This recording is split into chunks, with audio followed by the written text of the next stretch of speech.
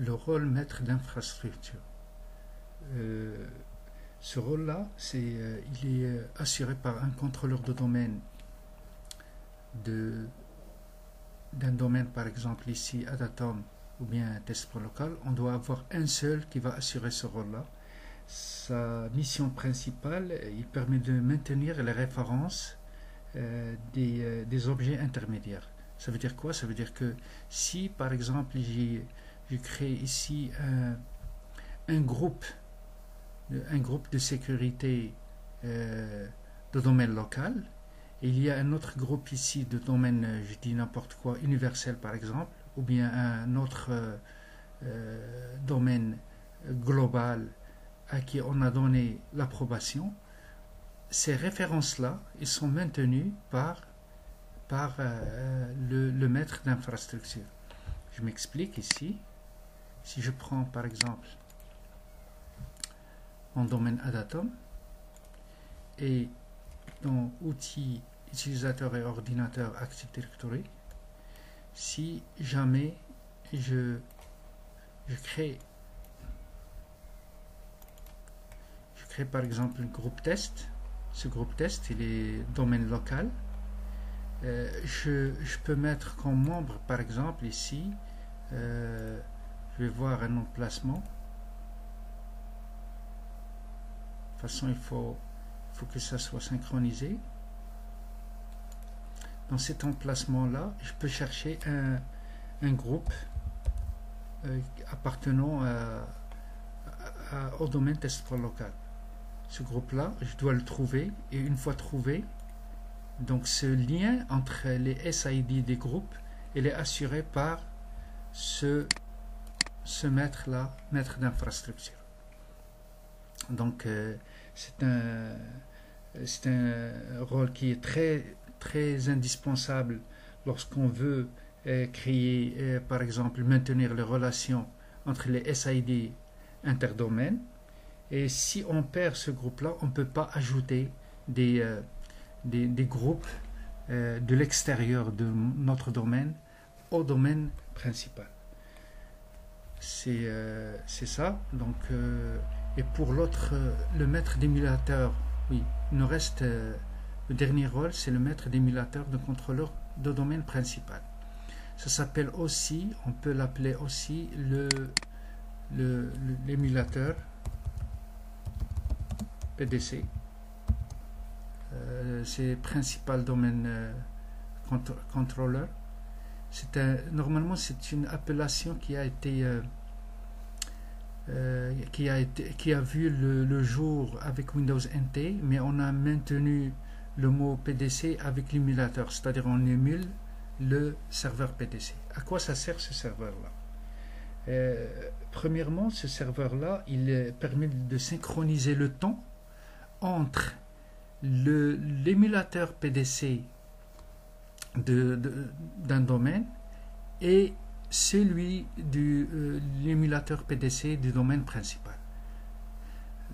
Principal, ça veut dire que c'est le premier domaine qui a été créé. Il y a un contrôleur de domaine.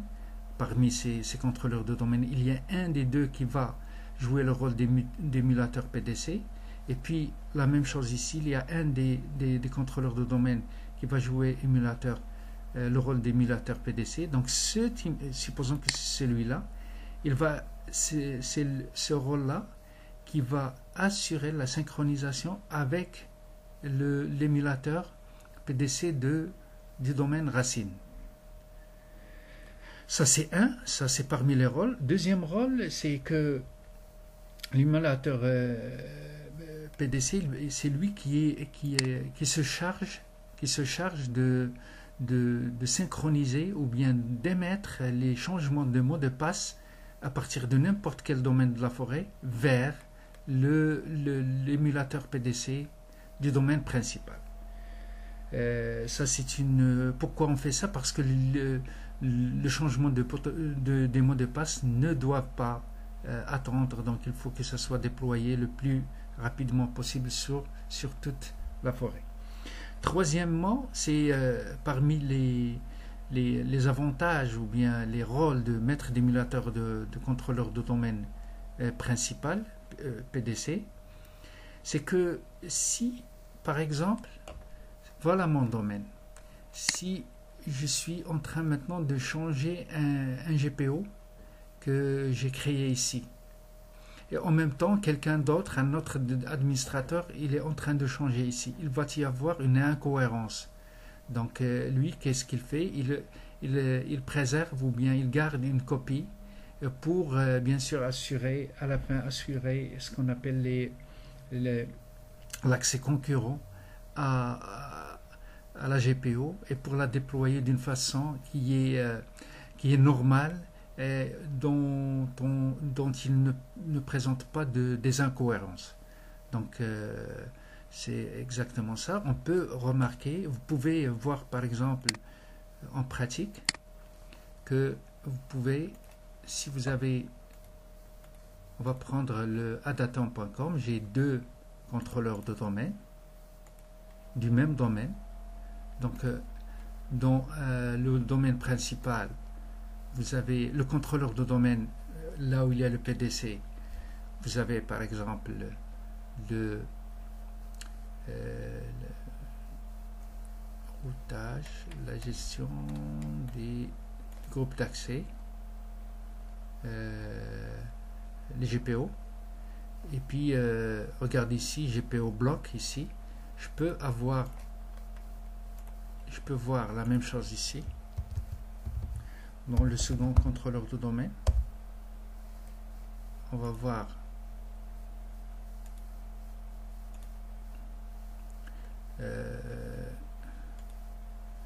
donc groupe policy object, stratégie de groupe. Donc vous pouvez voir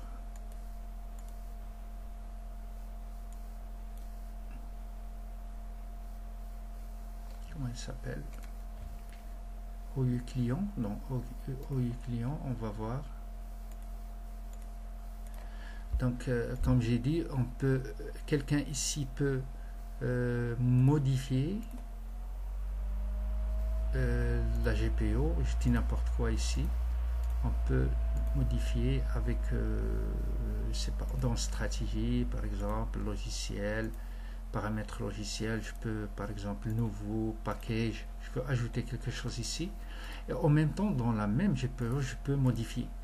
Donc c'est l'émulateur PDC qui va garder une copie et pour ne pas avoir des incohérences de déploiement de la GPO.